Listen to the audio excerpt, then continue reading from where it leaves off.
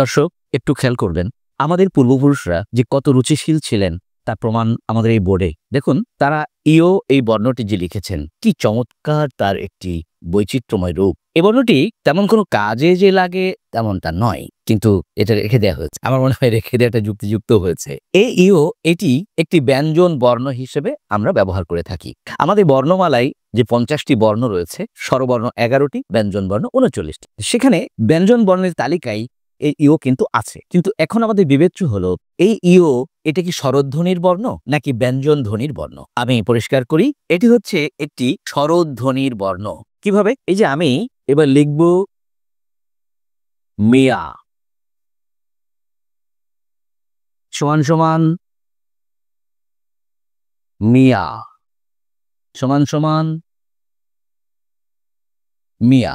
এই মিয়া থেকে আমরা যখন মি কেটে দেব তখন কি থাকবে? ইওর সাথে আকার, অন্তস্থ অর সাথে আকার, আবার এখানে আছে শুধু আ।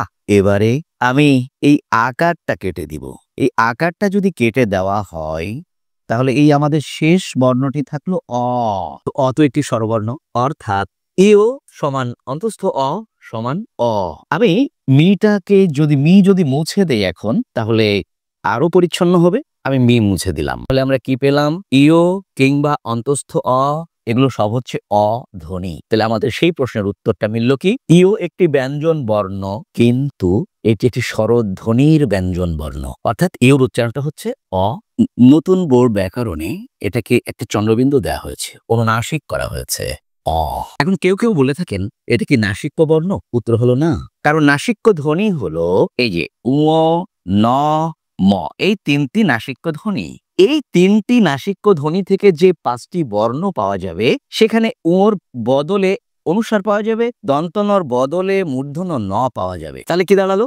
নাসিক্য ধ্বনির বর্ণ এই 5টি, নাসিক্য ধ্বনি এই উপরে 3টি, কিন্তু সেই নাসিক্য ধ্বনির বর্ণ হলো এই 5টি। শেষ কথা হলো, ইও কোনো নাসিক্য ধ্বনি নয়, ইও কোনো নাসিক্য বর্ণ নয়, ইও হচ্ছে একটি স্বরধ্বনির ব্যঞ্জন বর্ণ।